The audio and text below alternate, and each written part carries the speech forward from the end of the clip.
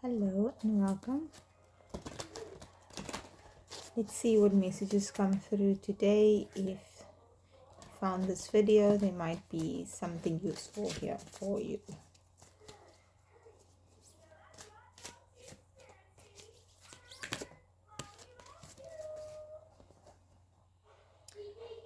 Angel de los Muertes. It's a number 16 card. And number 16 is a 1, which is beginnings, and a 6, which is for me the number of unconditional love. It can also be nostalgia, a childlike energy, and together that's a 7. And 7 for me is spirituality and connection. And the card says transitions to the spiritual realm, which could be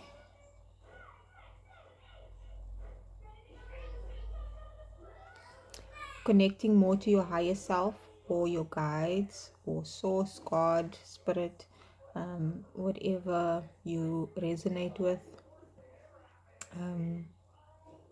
Let's get more cards.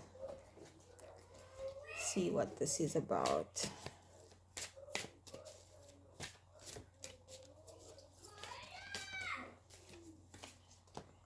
The Grumpy Red Fairy. It's a number 8 card. 8 is about abundance and infiniteness.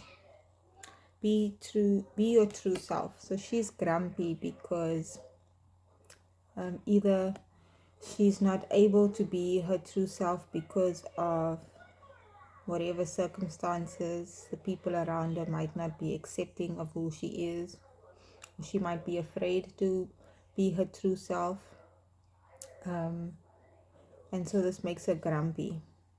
Your soul is not happy if it can't express itself authentically. If you cannot be, if you have certain passions or certain things that you love,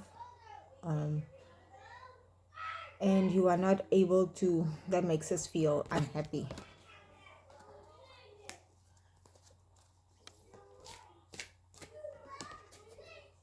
Shallow grave, you miss someone. So this might be what the grumpiness is about, the sadness is about, or even anger and irritation, because if you miss someone and you can't be with that person for whatever reason, that makes you feel sad. The bottom of the deck we have clean up time. So it might be time to release something, either emotional baggage or certain things from your life that is making you grumpy, that is stopping you from connecting to your soul, to yourself, and to someone specifically. Okay, we have the Knight of Cups. This deck shuffles so nicely.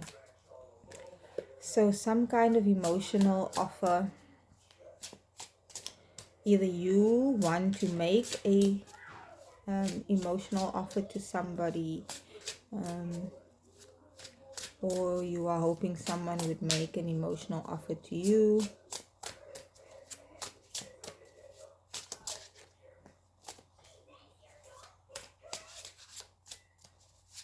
Any more messages? The Devil. So something is keeping you bound or chained or stuck somewhere where you don't want to be. And usually it's our own fears, perceptions, it's illusions, our own beliefs, limiting beliefs. I can't have that job. That person doesn't love me. They might actually love you. You might have all the skills necessary for whatever is calling to your soul, but you're not. you're not honestly sharing how you feel about this person or the situation. The Three of Pentacles is wanting to come together with someone, because it came out under the you miss someone card. Wanting to work together with someone to build something. Clarify the Knight of Cups.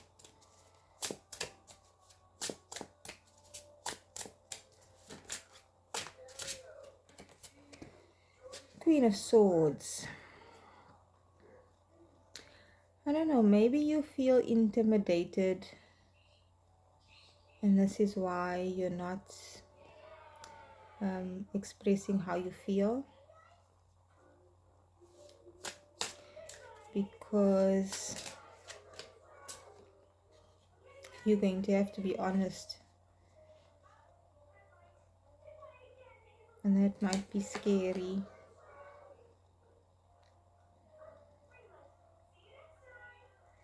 Nine of Swords. It might be scary because you've had betrayal in the past. People stab you in the back or hurt you. And you're worried that if you are vulnerable and express how you feel, that that person will do the same. Or if it's not a person and it's something that you want, you might have failed at it before and now you're cautious.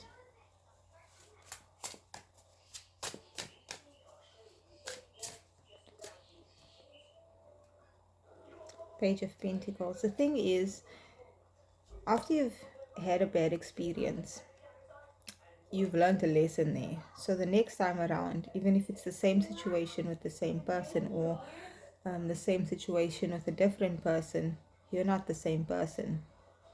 And even the other person is not the same, because we evolve all the time. Page of Pentacles is about a message, phone call, email, about something. Clarify the Page of Pentacles. Clarify the Page of Pentacles. I have two. The King of Cups and the Two of Wands. So you might receive a message from somebody that is loving and kind, who understands the emotions, knows how they feel. They're not afraid to express it. So either you will be receiving a message from this King of Cups, or you're the King of Cups and you are going to be communicating that you know what you want and you've chosen a path to get there. Okay, anything else? What's the outcome here? The Seven of Swords. Seven of Swords is feeling stuck and bound, like you can't move. Clarify the Seven of Swords, please. The Ace of Wands. So even if you are stuck right now, and you can't actually move towards what it is you want, it's never permanent unless you choose it to be. So you might just need to work through certain emotions and then things will progress.